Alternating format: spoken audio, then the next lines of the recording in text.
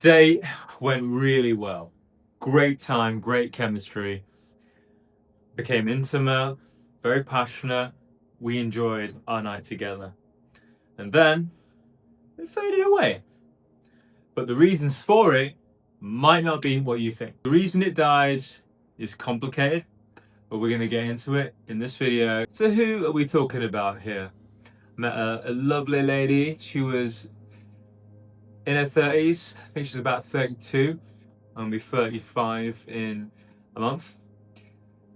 Fashionable, creative. She's actually in the fashion industry herself. So she works for like New York Fashion Week, all that. She's doing some really cool stuff, honestly.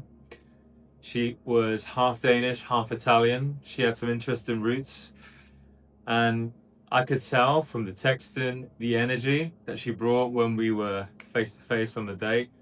This one was gonna be a really special night for both of us, and it certainly was. I do tend to vibe really well with a girl who's creative, warm, open, expressive, just feminine and nice. That was a really warm welcome after many very guarded interview type dates that you get in New York City. A lot of serial dating happening in New York City. A lot of busy professionals who just go on Hinge dates all the time. But this one was genuine chemistry and romance. And that is what it's about. We need those times. We need those experiences. We want it, and it was magical. So let's get into it. It flowed really well right off rip. I could tell she was attracted to me. I could tell there was already some pre-selection happening. You can tell in the initial few moments of a date that someone's come on a date with an actual vibe, openness, some emotional availability.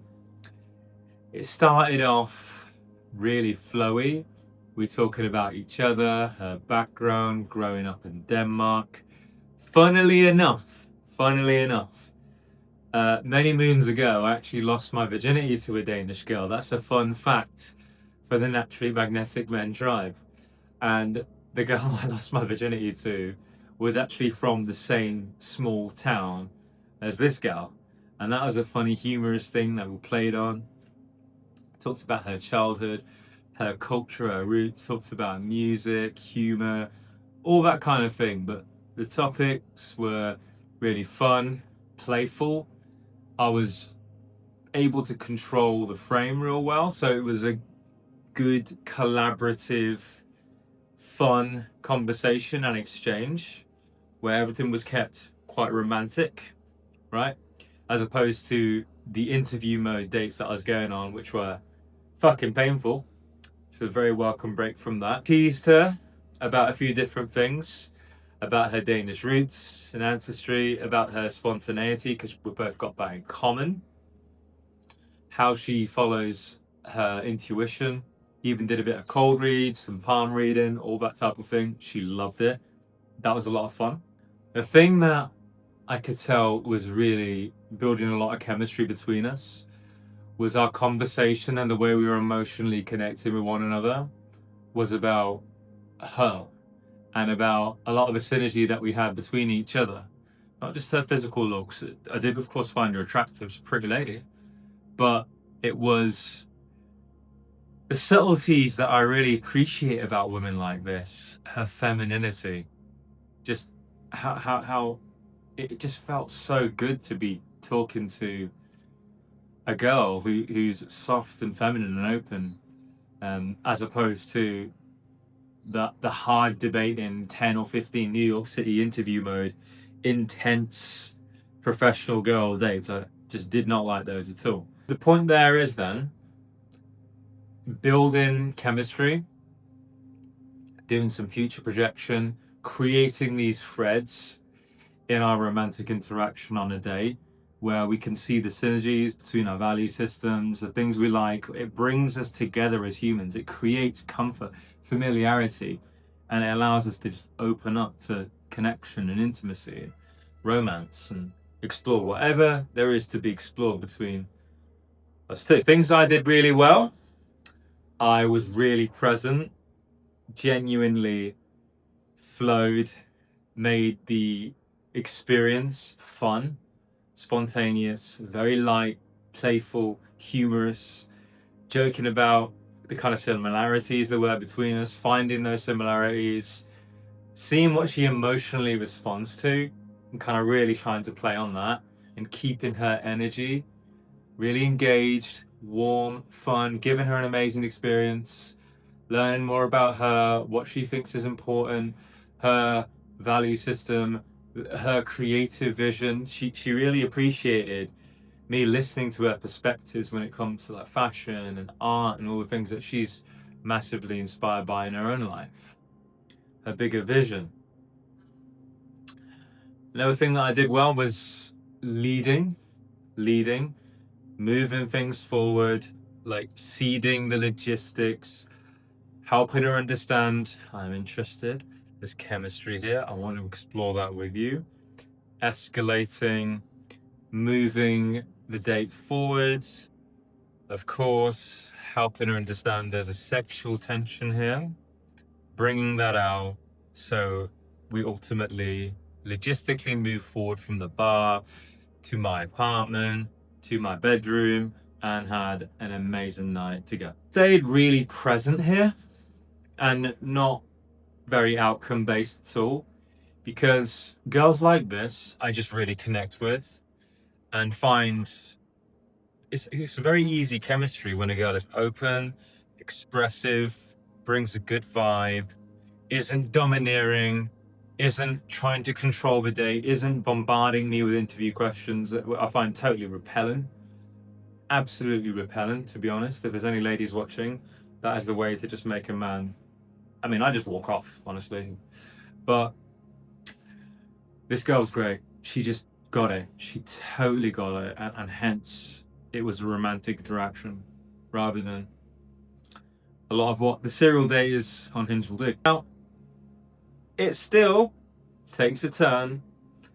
After we slept together, she texted for a day, and then, poof, ghost.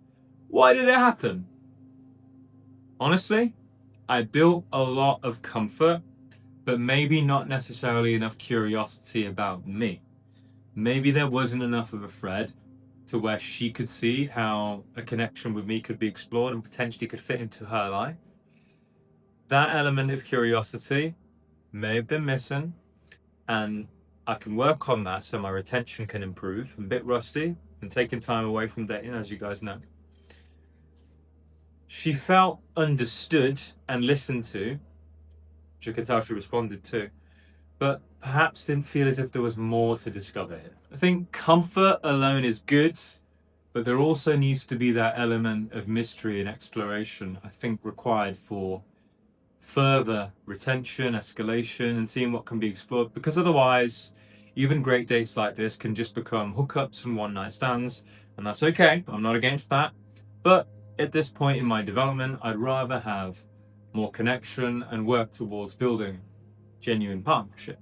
So it's a thing that I need to keep working on, and it's an area for development. Some of the clear areas for development, I think, more broadly, if we're going to summarize it, one may have been there was a lot of breadth, but there could have been more depth. We're exploring what brought us to New York City and talking about our experience and journey there. And there was a lot of similarities, and that was cool. But I feel as if there could have been more spikes there. I feel as if we could have went deeper there and like really connected more through that, rather than me moving the date into different topics to understand her, sure, but create like a lot of breadth, right, when you want to go deeper. Other than that, I'd say another big thing was maybe not enough polarity. There was a lot of validation. There's like a lot of similarities we sincerely did have. But there needs to be a bit more challenge, right? A bit more teasing. People, certainly women, like that you've got boundaries, like that you are willing to stand up for your core values, and like that you can embrace negative emotions, moments of tension. You don't have to be all aligned across the board. That's okay. It's a sign of emotional maturity. There could have been more polarity and a bit more challenge. The scorecard, that I'm going to give myself for my ongoing romantic development and magnetism. I'd say communication wise, 8. It's pretty good. Leadership, 7. Connection, 8. We did have a really good connection. Long-term potential, 6. Lots of work to be done on getting that retention and changing to be a man who actually gets that curiosity and mystery and has women really wanting to explore more about me. There's a lot of work to be done there, to be quite honest. 6, I think, is more of the story here. Overall, the date itself was solid. An 8, I'd say. But the staying power was a 6. That gap is exactly what I'm working on now. Success isn't just whether it continues or not. I learned more here than on dates that go better on paper, because it exposes the things that I've still got to do on myself. Being the man whose impression and essence lasts in her world is more than really what is felt on the date. It actually starts way before the date. It's really your identity and how you relate to women and who you are in relation to women and his work. Now, the thing with all this is, if your profile isn't doing the heavy lifting and you're not getting the dates and you haven't got the opportunity to put yourself in front of a woman, then none of this even matters. We've got a free profile analyzer. You can find the link below. Drop your profile into it and get a full breakdown. Score it and tell you exactly what to fix.